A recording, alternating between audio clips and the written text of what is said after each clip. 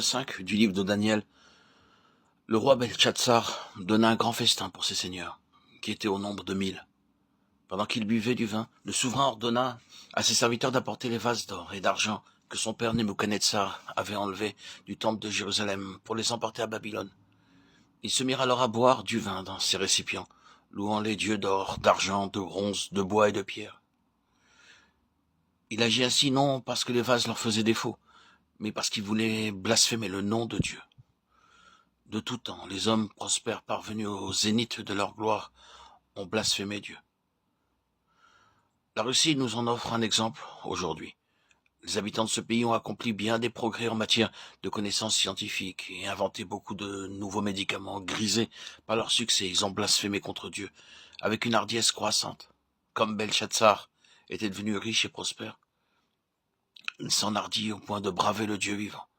Il ne connaissait probablement pas l'usage particulier de chacun de ces vases, mais il n'ignorait pas leur origine et savait qu'ils étaient destinés à être utilisés exclusivement dans le temple de Jérusalem.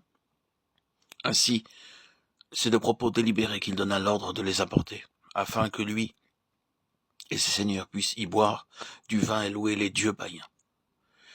Il est surprenant que, dans leur orgueil, les pécheurs éprouvent tant de plaisir à blasphémer le nom de Dieu vivant, à proférer de vaines paroles contre sa loi et son peuple.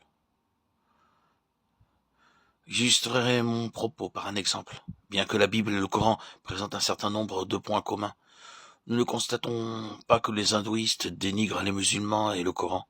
Par contre, il est notoire qu'ils blasphèment contre le Christ et la Bible.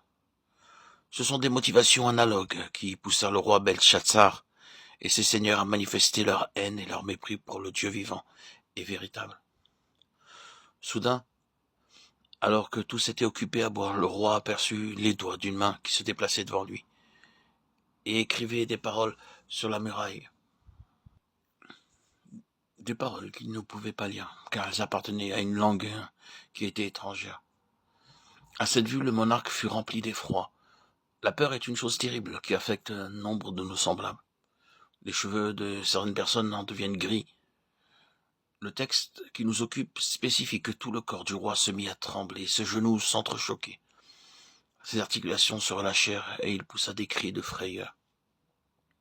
Alors le roi changea de couleur et ses pensées le troublèrent. Les jointures de ses reins se relâchèrent et ses genoux se heurtèrent l'un contre l'autre. Le roi cria avec force qu'on fit venir les astrologues, les chaldéens et les devins.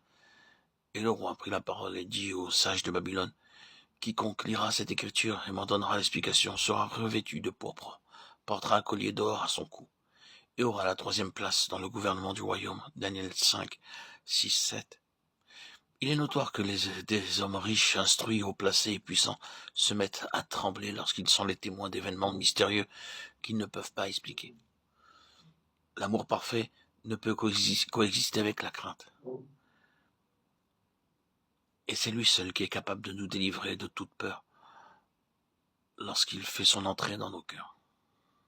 La crainte n'est pas dans l'amour, mais l'amour parfait bannit la crainte, car la crainte suppose un châtiment, et celui qui craint n'est pas parfait dans l'amour. 1 Jean 4, 18.